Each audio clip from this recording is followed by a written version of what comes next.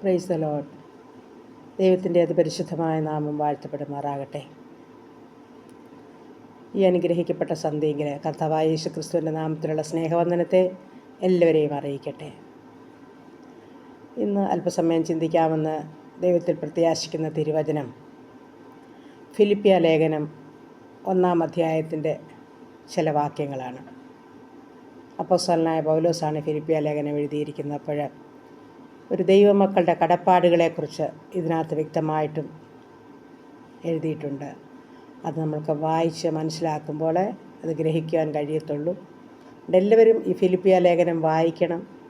വായിച്ച് ഇത് കേട്ട് കഴിയുമ്പോൾ നമുക്ക് ഒന്നുകൂടെ കർത്താവിനോട് ചേരുവാൻ നമ്മളെങ്ങനെയായിരിക്കുന്നു, എപ്രകാരമായിരിക്കുന്നു എന്ന് ശോധന കഴിപ്പാനിടയായിത്തീരും. ഹല്ലേലൂയ. ഫിലിപ്പിയ ലേഖനം 1-ാം അധ്യായത്തിൻ്റെ 9-ാമത്തെ വാക്യത്തിൽ ഞാനത് ചുരുക്കമായിട്ട് പറയാം. നമ്മൾ വർദ്ധിത സ്നേഹമുള്ളവരായിരിക്കുക എന്നുള്ളതാണ്. ആ സ്നേഹത്തിൽ വീണ്ടും രണ്ട് കാര്യം കൂടെ പറഞ്ഞിട്ടുണ്ട്. പരിജ്ഞാനവും വിവേകവും ഉള്ളവരായിരിക്കണം. അപ്പോൾ ഒരു ദൈവപൈതലിന് അത്യാവശ്യമായ കാര്യമാണ് സ്നേഹം. വീണ്ടും പരിജ്ഞാനവും വിവേകവും ഉള്ളവരും ആയിരിക്കണമെന്ന് നമ്മളെ അപ്പോസ്തലനായ വിശുദ്ധ പൗലോസ് എഴുതി ബോധ്യപ്പെടുത്തിയിരിക്കുകയാണ്. അതുപോലെ തന്നെ ഒരു ദൈവപൈതലെ നീതിഫലം നിറഞ്ഞവരായിരിക്കുക. അതാ ഫിലിപ്പിയ ലേഖനം 1-ാം അധ്യായത്തിൻ്റെ 11-ാമത്തെ വാക്യത്തിൽ നമുക്ക് കാണുവാനായിട്ട് സാധിക്കും. ഒരു ദൈവപൈതലെ നീതിയുള്ളവരായിരിക്കണം. യജമാനൻ തിരഞ്ഞു വരുന്നത് ഫലമാണ്. അപ്പം ഫലം ഇല്ലാത്ത ക്രിസ്തീയ ജീവിതം, അപ്പോൾ അത് വായിക്കുമ്പോൾ മനസ്സിലാകും. അവനൊരു ഉപമ പറഞ്ഞു. ഒരുത്തന് തൻ്റെ മുന്തിരിത്തോട്ടത്തിൽ നട്ടിരുന്ന ഒരു അത്തിവൃക്ഷമുണ്ടായിരുന്നു. അവൻ അതിൽ ഫലം തിരഞ്ഞു വന്നു, കണ്ടില്ല താനും. അവൻ തോട്ടക്കാരനോട്, ഞാനിപ്പോൾ 3 സംവത്സരമായി ഈ അത്തിയിൽ ഫലം തിരഞ്ഞു വരുന്നു, കണ്ടില്ല താനും. അതിനെ വെട്ടിക്കളക, അത് നിലത്തെ നിഷ്ഫലമാക്കുന്നത് എന്തിനെ എന്ന് പറഞ്ഞു. അതിനെ അവൻ, കർത്താവേ, ഞാൻ അതിന് ചുറ്റും കിളച്ച് വളമിടുവോളും ഈ ആണ്ടുകൂടെ നിൽക്കട്ടെ, മേലാൽ കായ്ച്ചെങ്കിലോ, ഇല്ലെങ്കിൽ വെട്ടിക്കളയാമെന്ന് ഉത്തരം പറഞ്ഞു. അപ്പോൾ നമുക്കൊരു ചെറിയ അവസരം കൂടെ തന്നിരിക്കുകയാണ്. നമ്മുടെ യജമാനൻ വന്ന് നമ്മളിൽ നോക്കുമ്പോൾ നിറഞ്ഞ ഫലങ്ങൾ കണ്ടില്ല എങ്കിൽ, ഒരു ഫലവുമില്ലെങ്കിലും നമ്മളെ വെട്ടിക്കളയും.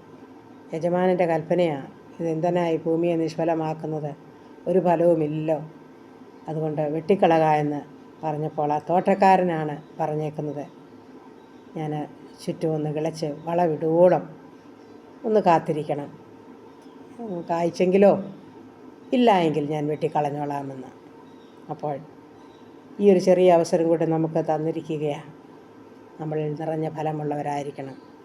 കർത്താവിന് ഇഷ്ടമുള്ള ജീവിതം നയിപ്പാൻ, നിറഞ്ഞ ഫലമുള്ളവരായിരിക്കാൻ, സ്നേഹമുള്ളവരായിരിക്കാൻ, പരിജ്ഞാനവും വിവേകമുള്ളവരായിരിക്കാൻ ദൈവം നമ്മളെ സഹായിക്കും. വീണ്ടും പറയുന്നു, ഏക മനസ്സുള്ളവരായിരിക്കണമെന്ന്. ഫിലിപ്പിയ ലേഖനം 2-ാം അധ്യായം 2-ാം വാക്യം വായിക്കുമ്പോൾ നമുക്ക് കാണാം, നമ്മൾ ഏക മനസ്സുള്ളവരായിരിക്കണം. വീണ്ടും ക്രിസ്തുവിൻ്റെ ഭാവം നമ്മളിൽ ഉണ്ടായിരിക്കണം. വേറെ ഭാവങ്ങളൊക്കെയാണ് നമുക്കുള്ളത് എങ്കിൽ ആ ഭാവങ്ങളൊന്നും കർത്താവ് ആഗ്രഹിക്കുന്നില്ല, ഇഷ്ടപ്പെടുന്നില്ല. അപ്പം ക്രിസ്തുവേശുവിലുള്ള ഭാവം തന്നെ നിങ്ങളിൽ ഉണ്ടായിരിക്കട്ടെ എന്ന് വചനത്തിൽ നമ്മളെ ഓർപ്പിക്കുന്നുണ്ട്. വീണ്ടും ക്രിസ്തുവേശുവിൻ്റെ ഭാവമെന്ന് പറയുമ്പോൾ ദാസ്യത്വത്തിൻ്റെ ഭാവമായിരുന്നു, താഴ്മ. നമ്മുടെ സ്വഭാവവും നമ്മുടെ ഭാവവും എല്ലാം താഴ്മയോടുകൂടെ ഉള്ളതായിരിക്കണം. വീണ്ടും പറയുന്നു, നമ്മൾ അനന്യരും പരദേശികളുമായിരിക്കുകയാണ്. നമ്മളിവിടെ എന്തൊക്കെ നേടിയാലും ഇവിടെ ഇതൊന്നും നമ്മളെ നിത്യതയിലെത്തിക്കിയാൽ നമുക്ക് കൂടെ കൊണ്ടുപോകാനും പറ്റത്തില്ല.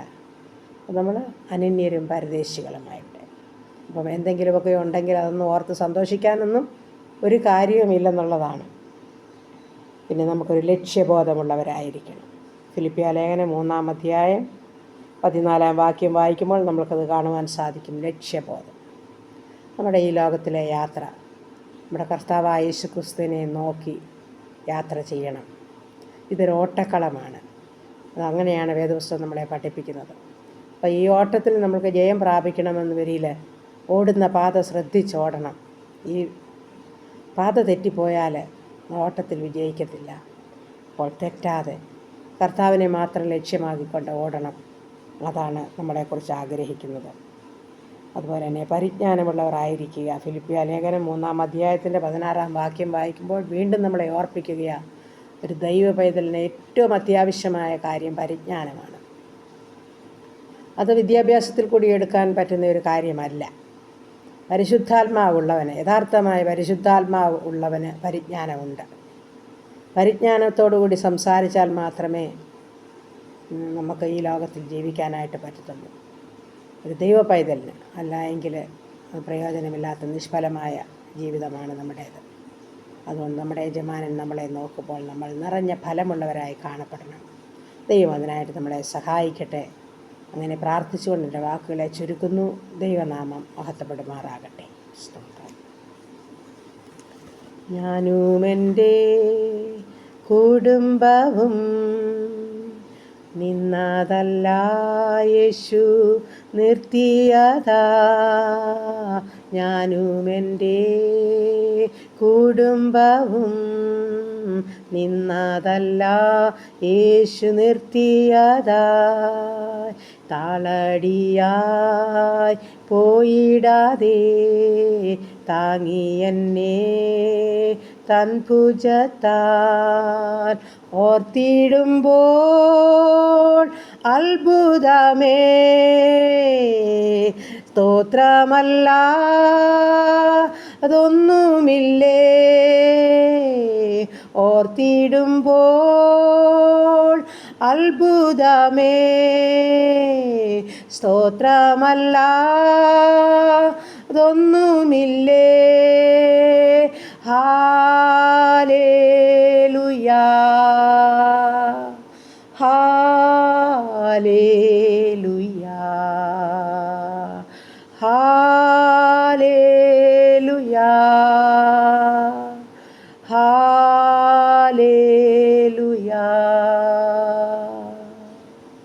കരുണയുള്ള നാഥാ, സ്വർഗ്ഗീയ പിതാവേ, അനുഗ്രഹിക്കപ്പെട്ട സന്ധ്യയിൽ അല്പസമയം കർത്താവിൻ്റെ പാദപീഠത്തിലായിരിക്കാൻ അടികളെ സഹായിച്ചവൻ കൃപയ്ക്കായി നന്ദിയോടെ സ്തോത്രം ചെയ്യുന്നു, സ്തുതിക്കുന്ന കർത്താവേ.